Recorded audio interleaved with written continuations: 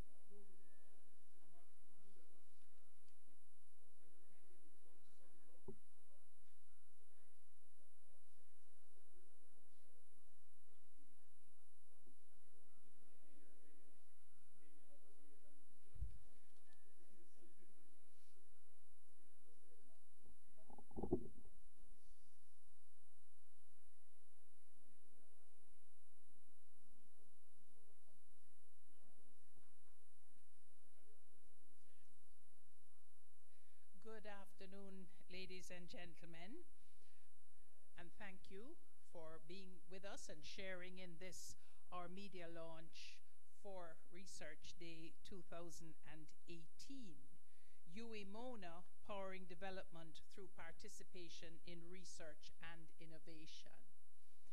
We have at the head table Mr. Mitchell, who you will hear from, the president of the PSOJ, and Principal MacDonald, who has been with us for most of these launches. Welcome to both of you. Deans, registrar, deputy principal, president of the guild, postgrad rep, researchers, ladies and gentlemen. Today we launch our activities for UWI 2018 on what has become the signature event on the Mona campus with regards to research and really to showcasing our university. Many of our administrators often say that what distinguishes UWI Mona from the other, however many, I won't remember the number, choose not to, universities is our research and our postgraduate training. Our undergrad clearly is our foundation, but what makes us different is what else we have. And Research Day 2018, like the ones before it, give us a chance to showcase this. I am not the main event. We have Professor MacDonald and Mr. Mitchell, and really the other part of the main event is the media. I know we have Gleaner, I know we have Nationwide, we also have Breakthrough. So as media join us, we will welcome them, but let me particularly welcome the media, as this is really your event, and we are all going to be available, especially the researchers, for any questions that you may have after.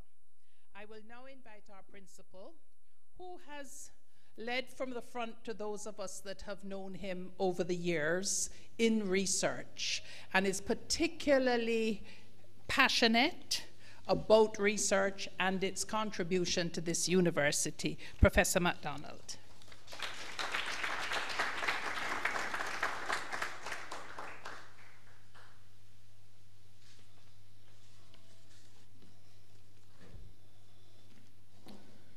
Our very, very special guest, who you will hear from later on, President of the Private Sector Organization of Jamaica, Mr. Howard Mitchell, Professor Shearer, Deputy Principal, our campus registrar, Dr. Bell Hutchinson, our deans, so nice to see all of you here, our heads of departments, and there's a particular head of department who is also a union man,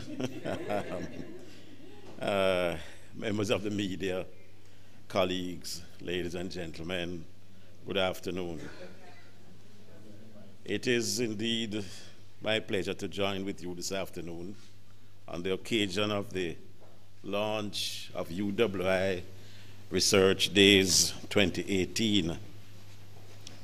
This year is particularly special in the life of the university.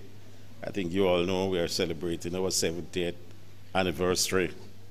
And all the people and institutions that have played a part in the growth and development of a college which started in 1948 with a humble cohort of 33 students to today's regional powerhouse of over 50,000 students, complemented by passionate and hard-working faculty, especially on the Mona campus, which has kept this beloved institution alive.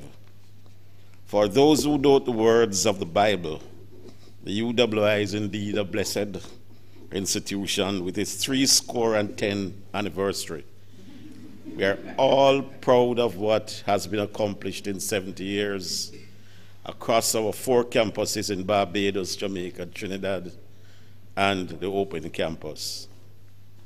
Research Days 2018, being observed under the theme, Powering Development Through Partnerships in Research and Innovation, comes at a critical time not only for us as an academic community, but in the context of a region forced to pay keen attention to formulated innovative ideas and solutions to immediate and daunting challenges such as extreme weather events and the need for climate resilience.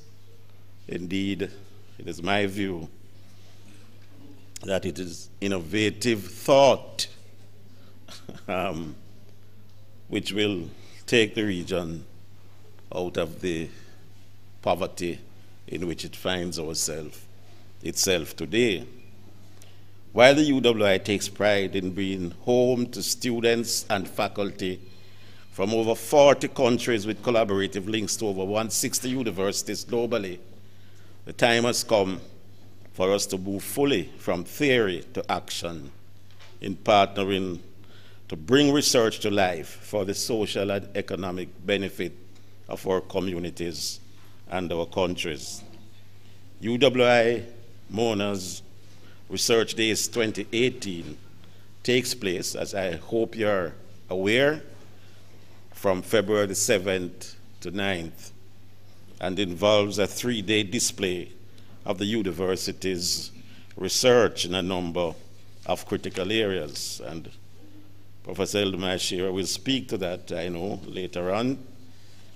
Globally, the decade has seen an intense push for converting ideas into solutions for the problems of the present and also the future.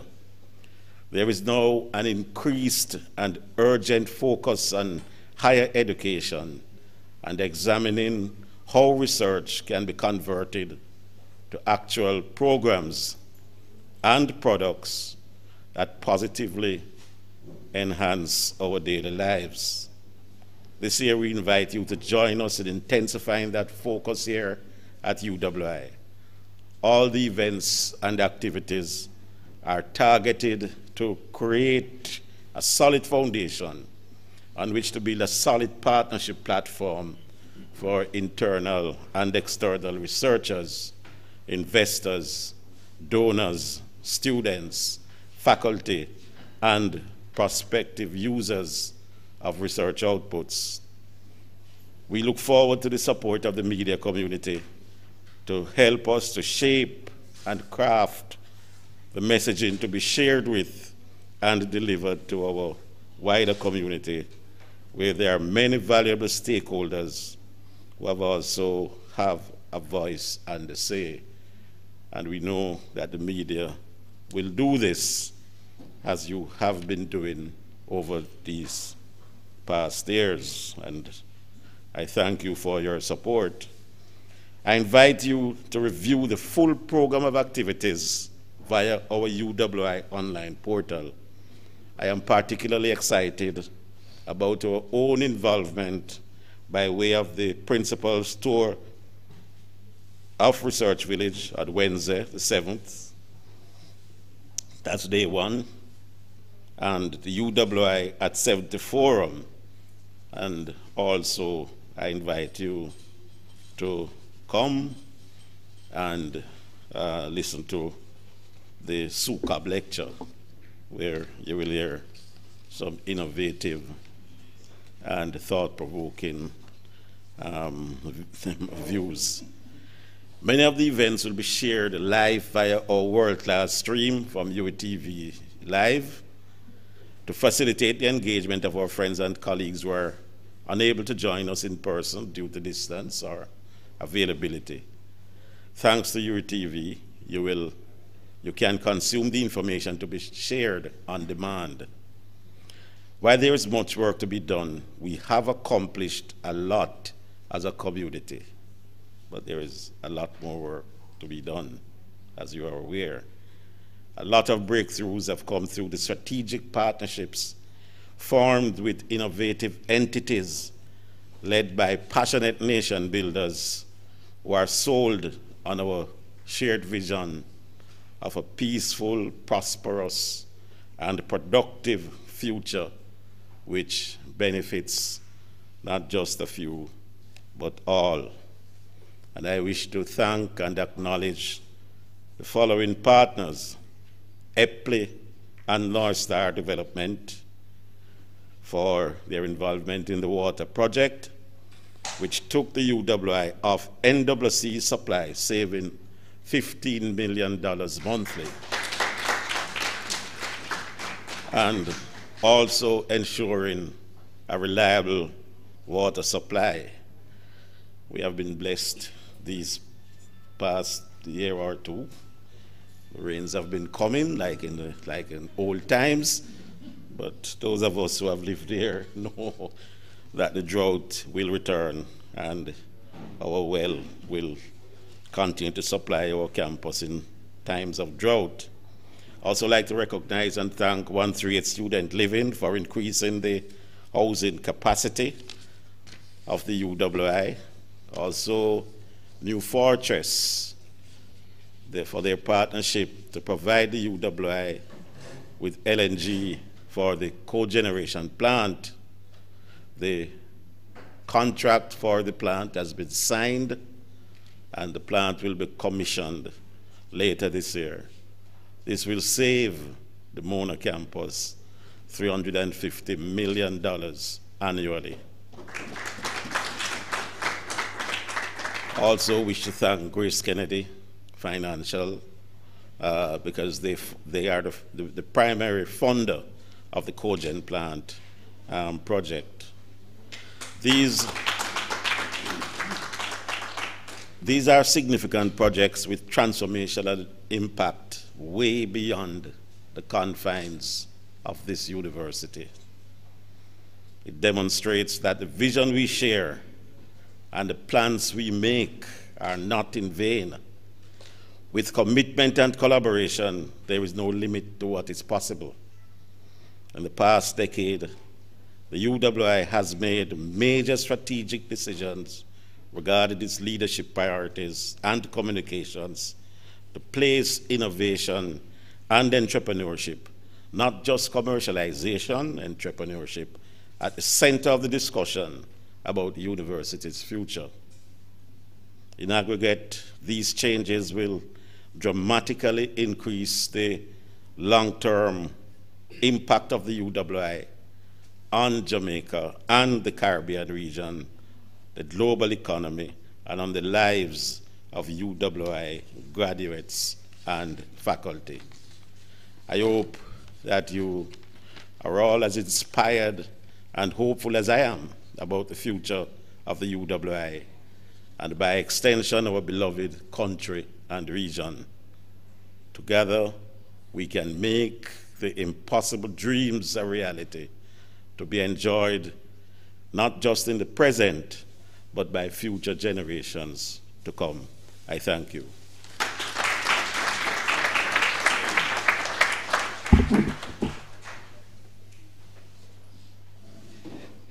Thank you very much, Principal. And I'm sure that as Principal was welcoming you, he demonstrated the point I made at the beginning. He's very hands-on with regard to the research that is happening on his campus, as he could walk you through some of the things that are going to be on display. Who is going to move the PowerPoint, or am I moving it? How is this thing going?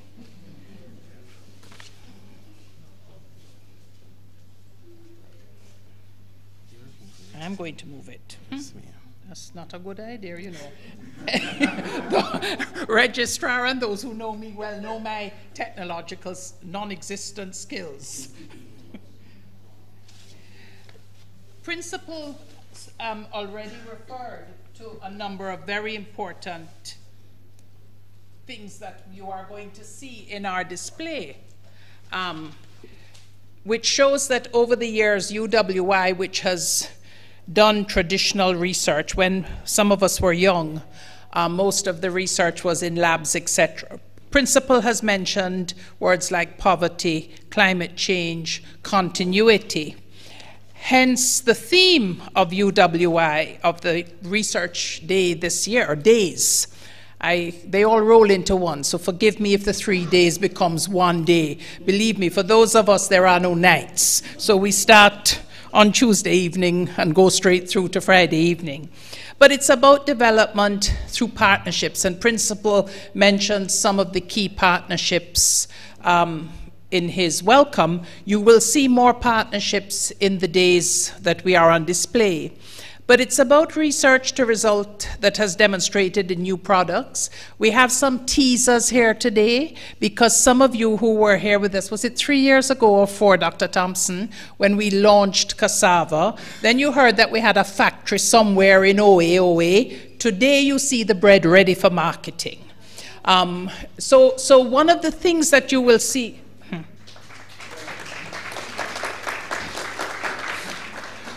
which highlights Mona's role in providing solutions to the problems of yesterday. Principal mentioned climate change. You will be able to see, and we have both Professor Taylor and Dr. Stevenson, who lead a group of, I don't know how many are in the group now. I know that at last count it was 18, but lead this very committed group in the issue of climate change. UWI is particularly proud of the fact that while we recognize the considerable work of Professor Taylor, we always recognize history and recognize that we do have Professor Chen and his early work, for which he did get a Nobel Prize. So it also speaks, Mr. Mitchell, to the continuity. So even with newness, we recognize that there are things that have to be continued to look at because of the change. So to give you a snapshot of the 3 days, we have our signature events. Principal made mention of the SUCOB lecture. What he didn't tell you, he's going to do it. Hence the controversies and the interesting ways. Professor MacDonald has a long history at this university, going way back into the 70s, and we will hear about that journey. A journey that's taken him from being a med student to being the principal. We also have our flagship exhibition, which is referred to as our research village. This year, in recognition of the universities adopting the One UWI concept for its new strategic plan, we have embraced it, and therefore we will have regional participation where they are One UWI. And if you need an explanation of that, it means that Mona's a key player. And therefore, some of our research institutes which have other arms on other campuses will join with us this year.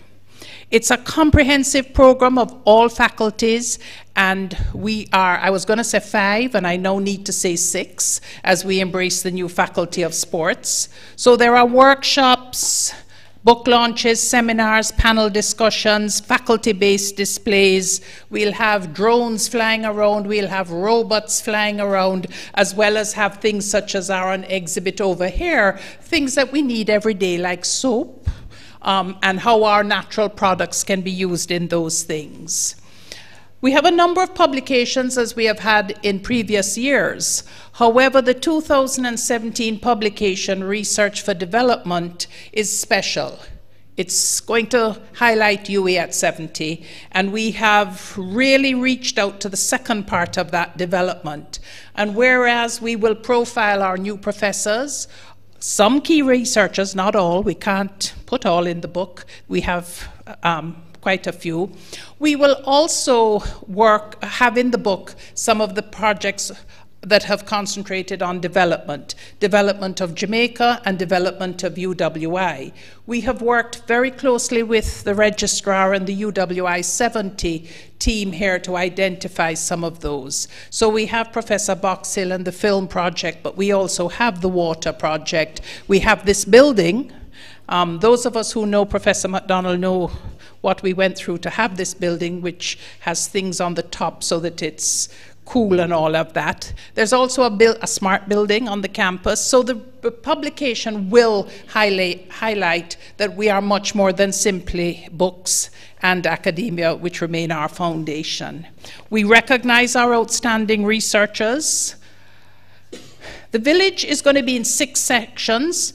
As usual, Lisa, who we all call her Lisa, Miss Ogilvy, gets creative every year. I gather we're going upstairs at parts of this year. But we have Again, because of partnerships, we're going to be in sections rather than faculties. Energy is much more than climate change or whatnot. It's also the economics, etc. So you will find it in 6 sections. So there's something in the village for everybody. We do have law, governance, and society. So as Principal said, we will touch on crime, some of the issues around crime. And one of the ones that has been the mainstay of our work and also of our commercialization principle, the issues around the nutraceuticals, the health and well-being. We have our traditional policy wall that we started 5 years ago. You know, I know people are going to say that this was intentional.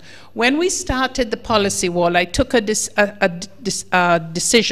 that FMS was to be last, that my own faculty would be last, so I could not be accused of favoritism.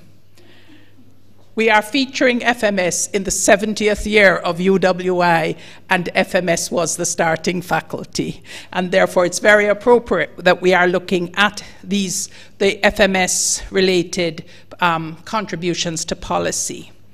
We will also have one UWI showcasing the collaborative research projects from regional campuses and our own campuses, such as the Bahamas. We have returned. We had this 4 years ago, but we really think that our postgrad students are our foundation of future research.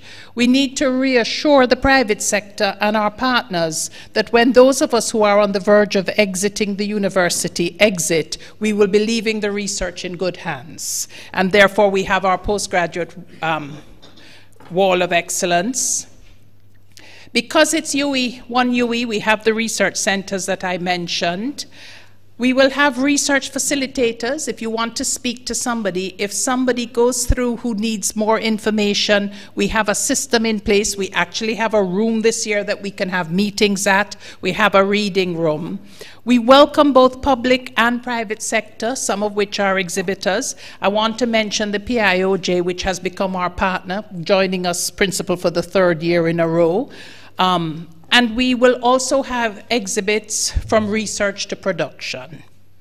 Come and join us on the campus from February the 7th to February the 9th and start as we explore tomorrow's solutions. And for those of you who will be joining us for the first time, let us start that partnership with you as we move through into the next, I was going to say millennium, but we're not there yet. So the next... as the next 70 years, and as we look next year to celebrate Research Day 20. Thank you.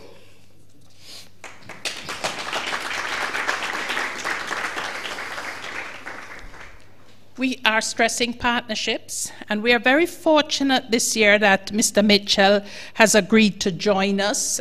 The new president of the PSOJ, as Principal said, we have started this working relationship with PSOJ because we really don't see why we are not the preferred choice when a company in Jamaica needs research. But we haven't convinced everybody yet. And therefore, these are part of our partnerships in terms of getting that message out. Mr. Mitchell is a lawyer by profession, a comedian to those who know him, but with serious intentions as he contributes to society. He has a strong commitment to the public service, and I admit to knowing Mr. Mitchell for what, 40 years? So? We go back that far, right? And he has always given of himself. After we were born. So he has served as chairman on many boards, coffee industry, cocoa industry. I first remember him most over the lottery. And when we were trying to do that lottery and going to Costa Rica and doing all of that. So this really is one of the gentlemen that brought the lottery here. Not in the form it's at, no. So he didn't make a lot of money out of it. But he's been the chairman of the Financial Services Commission, and he has done a number of things. Why is Mr. Mitchell here with us today? Well, he's here because he is PSOJ, and he's here because we want to continue to build that relationship. But Mr. Mitchell is here with us to share today because he does have an understanding of the importance of research and documentation. If you read any of his speeches, and yes, I did get one, He speaks about clearly defined, measurable. You have to measure things to a greater or lesser extent. You have to have milestones of achievements. He speaks about tourism numbers going up, etc. He clearly understands research. He clearly understands the importance of research. And I welcome Mr. Mitchell to the podium.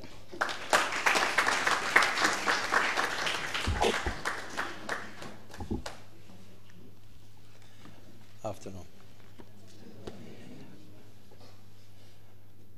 Professor MacDonald, Professor Elimar Shearer, registrars, deans, members of senior management, staff, students, the media, ladies and gentlemen all. I want to let you know that I too have been associated with this institution since the 70s. My academic record is not as excellent as Professor MacDonald's. As a matter of fact, it reads more like a rap sheet. but I was here, and I did manage to slip under the radar of the academic standards of this university and graduate in 1971. And given my unimpressive track record and the tenuous nature of my sojourn at this institution, it is a tremendous pleasure for me to be given the privilege to be among such qualified alumni as Professor MacDonald, Professor Elimar Shearer, and no doubt many others of you here. It's even more of a pleasure to be allowed to attempt to influence your thoughts and your opinions for a few minutes. I was given the title to speak about as of how evidence-based research can be invaluable to strategic decision-making in the business world. I really want to take a little liberty with that theme. And if those of you who know me, I know that I take liberty. And I want to delete that second to last word, business. Data of one kind or another, the information stream is critical to all of the needs and decisions that we make as humans. Good factual data is necessary to arrive at good decisions, and bad data costs us money, time, and lives. It can be argued that maybe 10% of the data we use in organizations are part of good decision making, certainly in Jamaica. Link between effective use of data and effective implementation of strategies, policies, plans is essential for positive outcomes. So before I go on to develop that particular thesis and where we stand as a nation in our development of data, I want, if you don't mind, to use this opportunity to speak to an issue which I think is a good example of how data, good or bad, can affect not just business decisions, but national decisions and human lives and processes. For years, the management of national security has been a challenge to this country. Over the years, that challenge has been expressed in different ways and manifested by differently motivated incidents, events, and behaviors. For example, the Orange Street fire, where 100 old people lost their lives, is characterized as political violence. So, similarly, were the 1980 election and some of the elections after. We have behaviors in Jamaica and elsewhere, but a lot in Jamaica, where romantic partners kill each other with alarming frequencies, and we characterize it and catalog it as domestic violence. In 2016 alone, over 24 women were killed as victims of domestic violence. 38 men, Professor Elimar Shearer, were murdered under the same heading. We've had 456 deaths from domestic disputes in the 6 years between 2010 and 2016. 290 males, 166 women. So much for the women being gentler of the species. They may be fairer, but they're not gentler. How domestic can you get?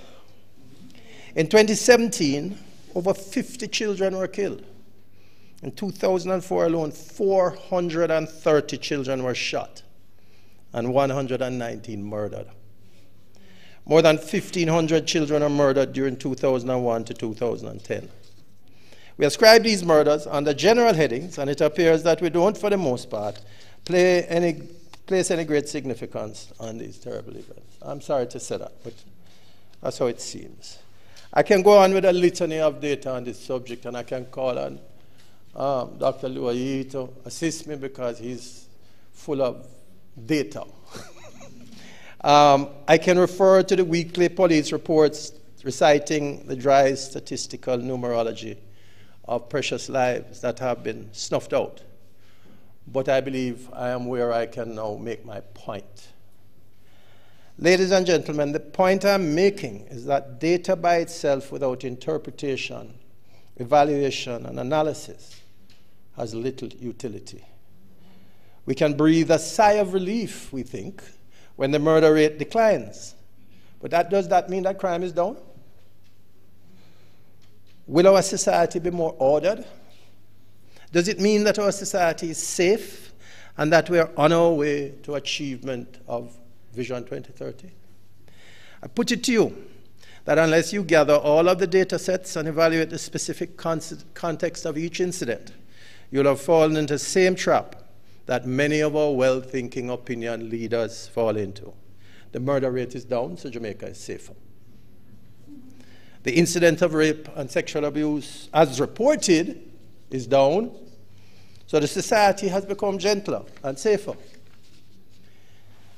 Unfortunately, it has remained largely the case that data is not well coordinated and managed in Jamaica.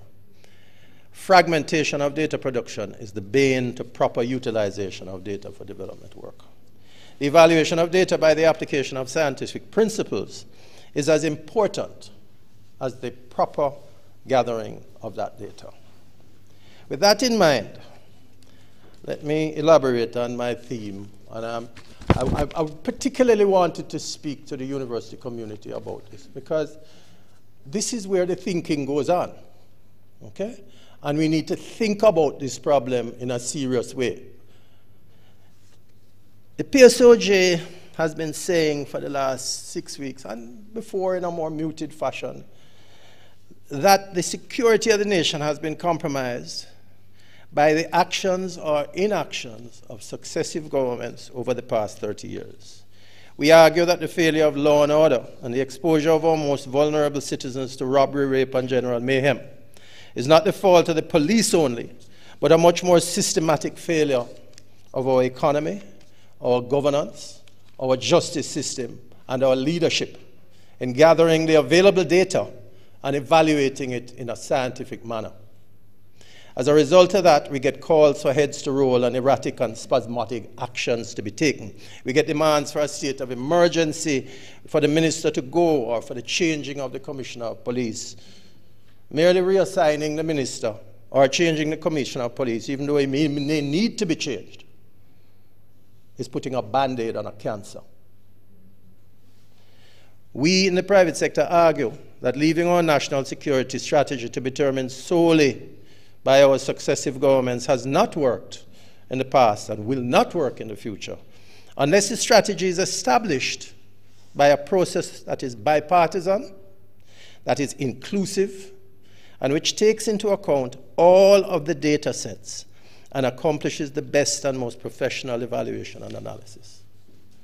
It is a matter of amazement to me that some of our more prominent opinion leaders can easily accept the bipartisan establishment of the Electoral Affairs Commission, the bipartisan establishment of the Energy Monitoring Committee, the bipartisan establishment of the All-Inclusive Partnership for Jamaica and the Vale Royal Talks, as well as the bipartisan Fiscal Reform Program and EPOC.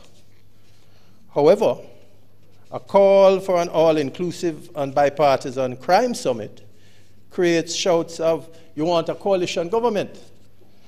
or accusation of partisan criticisms for the ruling party?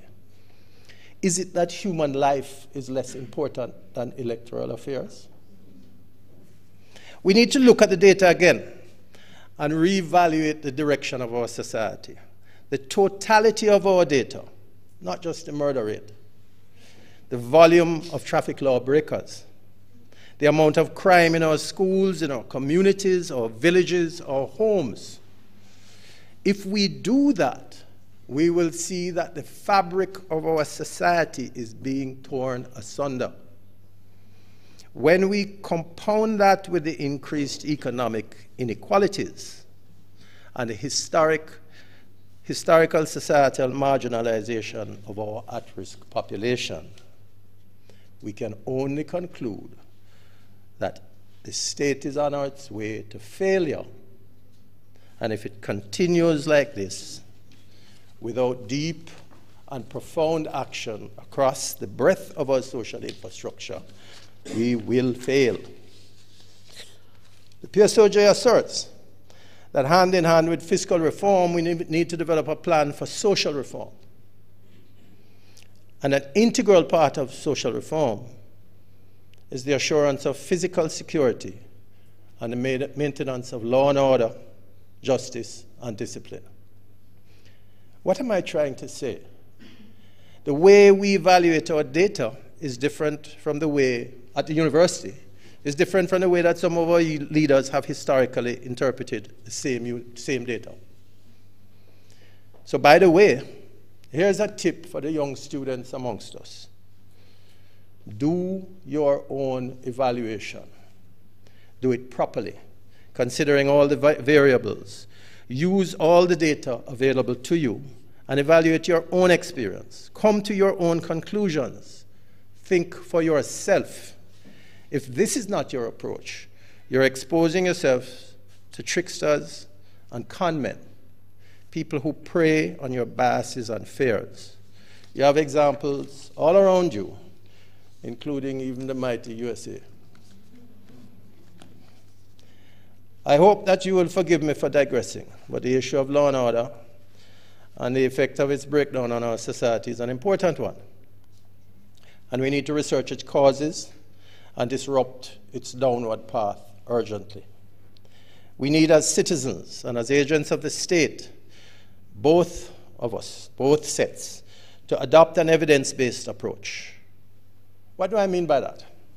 An evidence-based approach can be viewed as a process that promotes decisions being made from an informed position. Process can be broken down into the following steps. Identify and define the objectives and needs. Collect and analyze the data. Identify the gaps. Analyze the data again. Determine action-based decisions. And then communicate those decisions for implementation. The end must bring about action.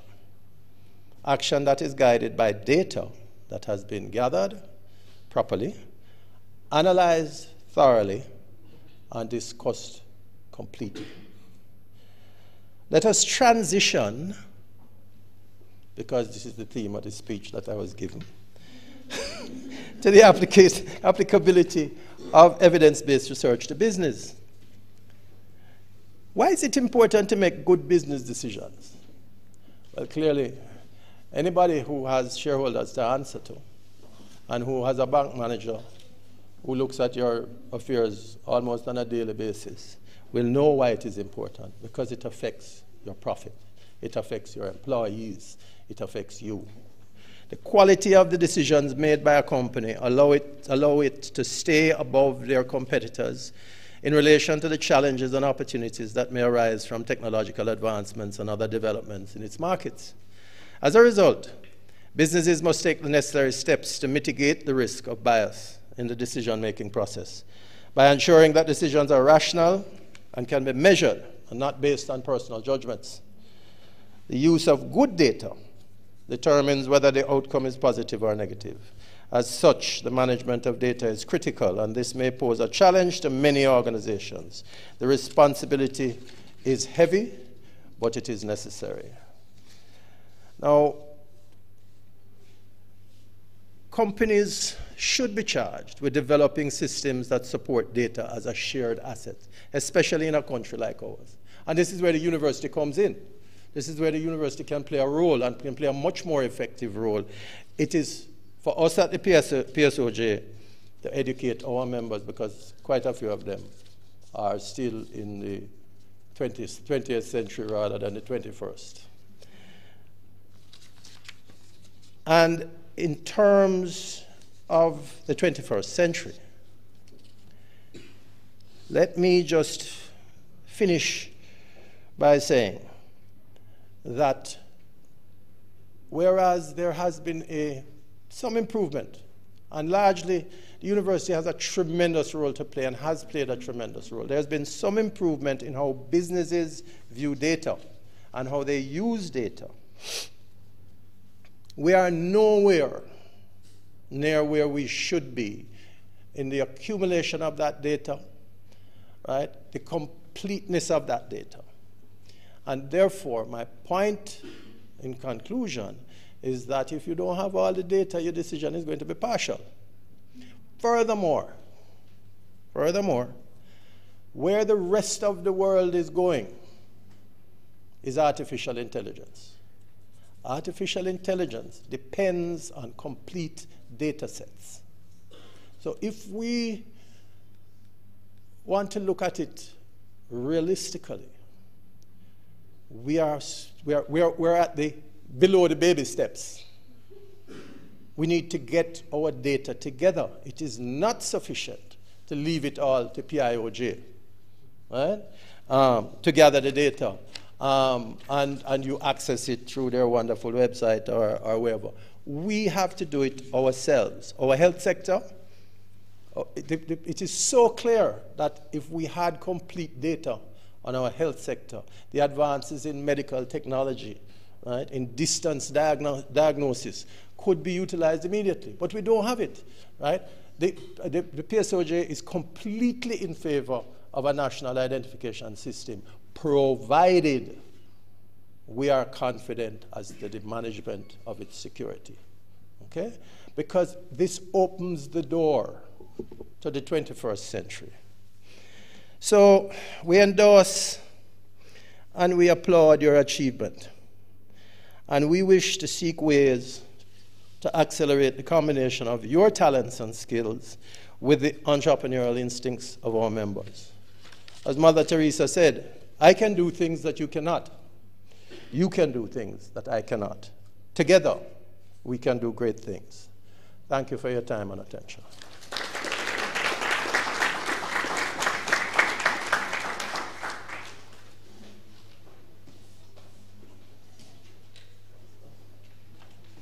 Thank you very much, Mr. Mitchell.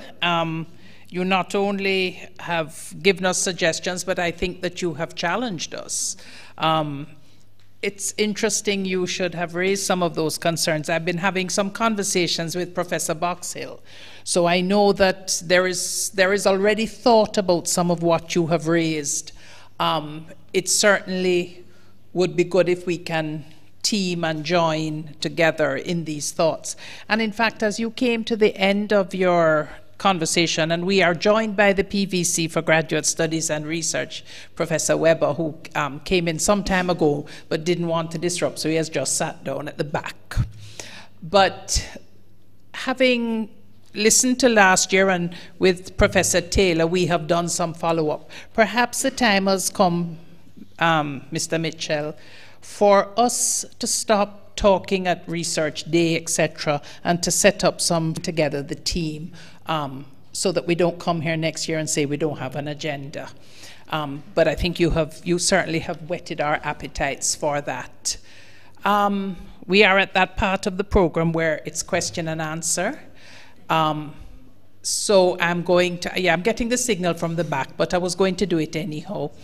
I recognize that we have many of the researchers in the room for the displays that you will see cover a wide range. And therefore, to our members of the media who would like to engage, I'm sure that Principal will allow you to engage him for a minute or two, and we have PVC for research.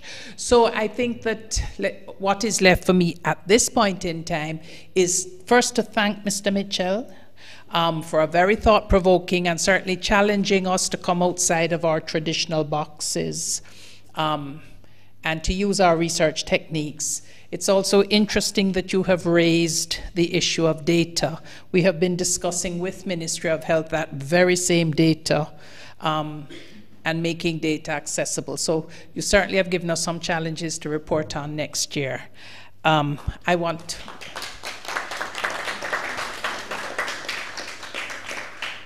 Thank you very much, Principal. You remain, as I merely am chairman on paper. We know that this is your initiative and that you are the chairman and that you continue to drive us. But thank you for that.